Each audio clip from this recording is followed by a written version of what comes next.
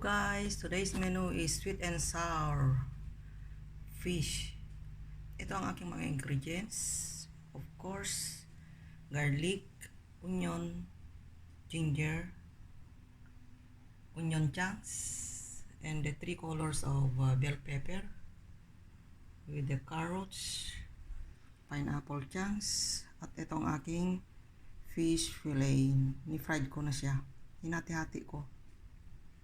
Tsaka ito naman ang aking sweet and sour na sauce. Yan ang main ingredients. At magfra-fry na tayo. Uunahin ko ang aking ginger.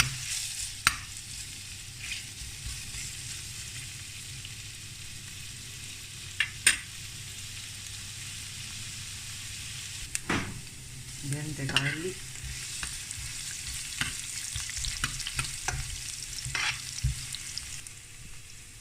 Then the onion.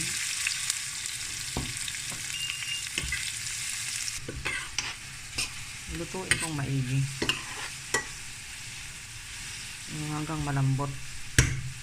Tatakpan ko pa yan. Mga 10 minutes.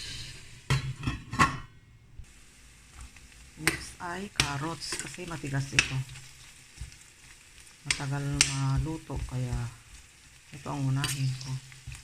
Ilagay bago yung 3 colors na bell pepper. At yung bell pepper na 3 colors, ang ganda ng kulay.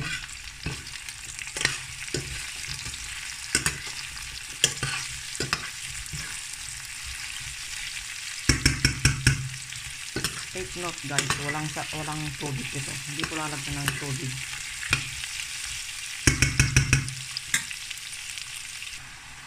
Ganda ng kulay. Saka yung onion chunks. Crunchy yan.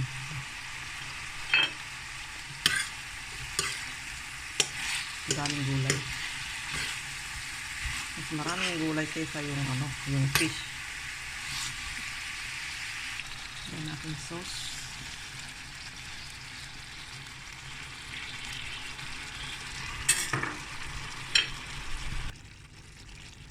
Tsaka yung pineapple chunks.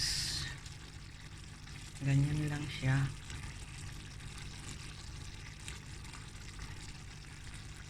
Then ang aking isda. Sa ibabaw lang.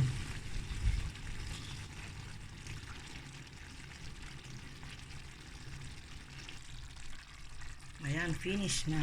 Luto na. Ready to serve. Thanks for watching guys.